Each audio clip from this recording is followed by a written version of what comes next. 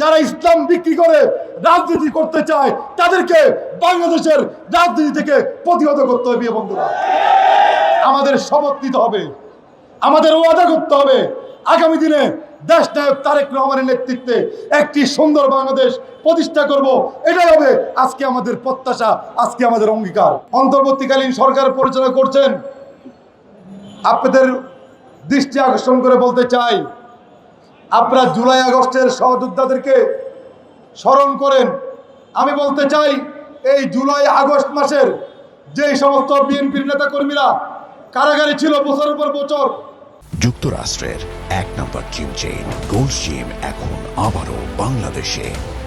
বসুন্ধরা আবাসিক এলাকা ও Bashundhara city shopping মলে এই জুলাই আগস্ট মাসে কেন্দ্র করে যাদের উপর নির্মম অত্যাচার নির্যাতন করেছে, ওই আপনারা তাদের কোনো খোঁজ খবর নিতে আমরা দেখি না।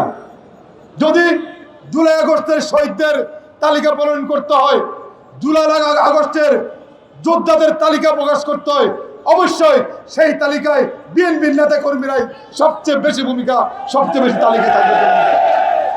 বিএনপির নেতা কর্মী যারা এই জুলাই আগস্টে কে কেন্দ্র করে যারা গ্রেফতার হয়েছিল, তাদেরকে বাদ দিয়ে কোনো যোদ্ধাদের তালিকা তৈরি করলে সেটা সঠিক হবে না। প্রিয় বন্ধুরা, তাই বলতে চাই, আজকে কষ্ট লাগে, আমাদের দুঃখ লাগে।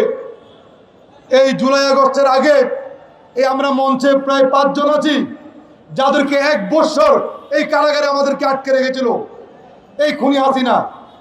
আর যখন আন্দোলন চলে, আমরা যখন কারফিউ ভেঙে রাজপথে মিছিল করেছি, তখন আমাদেরকে অনেককেই গ্রেপ্তার করেছিল। প্রিয় বন্ধুরা, আজকে আমরা দেখি অনেককে বড় বড় কথা বলতে, যারা এই ফ্যাসিবাদের বিরুদ্ধে আন্দোলন করতে গিয়ে কখনো একদিনও জেল কাটে নাই, একটি মামলারও আসামি হয় নাই, আজকে তারা বড় বড় কথা বলেন। তারা নিজেদেরকে এই জুলাই আগস্টের মহানায়ক চিন্তা করেন। প্রিয় বন্ধুরা, যদি এই জুলাই আগস্ট মাসের এই আন্দোলনের মহানায়ক কাউকে কারো নাম ঘোষণা করতে হয়, আমি বলি বিএনপির ভারপ্রাপ্ত চেয়ারম্যান দেশ নায়ক তারেক রহমানের নাম সর্বপ্রথম ঘোষণা করতে হবে। কারণ এই জুলাই আগস্ট সংগৃহীত হয়েছে, তার প্রধান নেতৃত্বে ছিলেন আমাদের প্রিয় নেতা বিএনপির ভারপ্রাপ্ত চেয়ারম্যান প্রিয় নেতা তারেক রহমান। সুতরাং তারেক রহমানের নেতৃত্বের কথা বাদ দিয়ে বাংলাদেশে জুলাই আগস্টের কোনো রচনা তৈরি করা যাবে না। কোনো ইতিহাস তৈরি করলে সেটা হবে একটি ভুল ইতিহাস। আপনারা খুঁজে খুঁজে বের করুন। আমাদেরকে এই জুলাই আগস্টকে কেন্দ্র করে আমাদের উপর যে নির্যাতন, যে অত্যাচার ডিবি অফিসে আমাদের উপর করেছে, কয়জন নেতা এই নির্যাতনের শিকার হয়েছেন। আজকে অনেকে ধর্মকে পুঁজি করে আজকে তারা রাজনীতি করছেন, তারা নিজেদেরকে সাচ্চা মুসলমান দাবি করেন। আমরা বলতে চাই, আপনারা বড় আলেম হতে পারেন, আমরাও তো ভাই মুসলমান, আমরা তো 5 ওয়াক্ত নামাজ পড়ি, আমরা হজ করি, আমরা যাকাত দেই, আমরা সুন্দরভাবে চলার চেষ্টা করি। শুধু আপনারা নিজেরাই বড় বড় মুসলমান, আর আমরা কি হিন্দু নাকি? আপনাদের মুখে তো এইসব কথা মানায় না। যারা বলেন যে তাদেরকে ভোট দিলে আল্লাহর নবীকে ভোট দেওয়া হয়, নাউজুবিল্লাহ, যারা এই কথা বলেন যে তাদেরকে ভোট দিলে আল্লাহর নবীকে ভোট দেওয়া হয়, তাদেরকে আমরা মুসলমান হিসেবে দাবি করি না। কি হবে? এরা মুনাফিক, এরা ধর্ম ব্যবসায়ী। তারপরে দেখেন,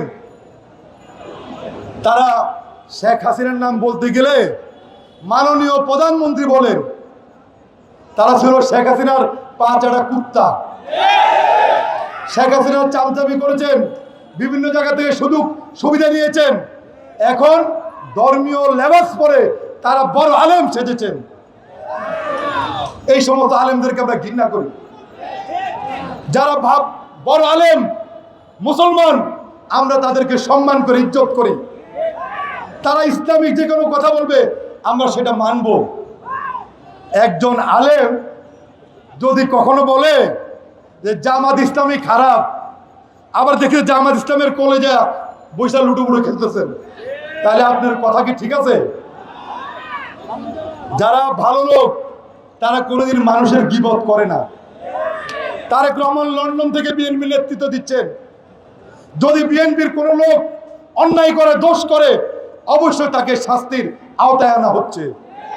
যারা এই হত্যাকাণ্ড সহ বিভিন্ন অস্থিতিশীল অবস্থাকে কেন্দ্র করে যারা তারেক রহমানের বিরুদ্ধে কথা বলেন, তারা তো সুন্দর রাজনীতি, সুষ্ঠু রাজনীতি করছেন না। তারা নিজেদেরকে জাহির করছেন, নিজেদেরকে বড় বড় আলেম দাবি করছেন। আমি বলতে চাই, এই সমস্ত মানুষদের হাত থেকে বাংলাদেশের মানুষকে নিরাপদ রাখতে হবে। যারা শেখ হাসিনার ফেসিবাদের সময় শেখ হাসিনার সাথে থেকে শেখ হাসিনার গুণ গেয়েছেন, এখন আবার শেখ হাসিনার নাই, এখন আবার তার বিরুদ্ধে গিয়ে আরেকটি দলের লোকে মিশে শেখ হাসিনার বিরোধিতা করছেন। আর ভাই, আপনি তো মুনাফেক, আপনি বেঈমান মুনাফেক। আমরা বিএনপি করি, আমরা শহীদ জিয়ার আদর্শের সৈনিক। যদি মৃত্যুর মুখে আমাদের যেতে হয়, শহীদ জিয়ার কথাই বলবো, অন্য কোনো দলের কথা না। আমাদের অন্তরে আমরা আল্লাহকে ভালোবাসি, আমরা ইসলাম আমাদের ধর্ম, ইসলামকে ভালোবাসি। যারা ইসলাম বিক্রি করে রাজনীতি করতে চায়, তাদেরকে বাংলাদেশের রাজনীতি থেকে প্রতিহত করতে হবে। বন্ধুরা, আমাদের শপথ নিতে হবে, আমাদের ওয়াদা করতে হবে, আগামী দিনে দেশ নায়ক তারেক রহমানের নেতৃত্বে একটি সুন্দর বাংলাদেশ প্রতিষ্ঠা করব। এটাই হবে আজকে আমাদের প্রত্যাশা, আজকে আমাদের অঙ্গীকার।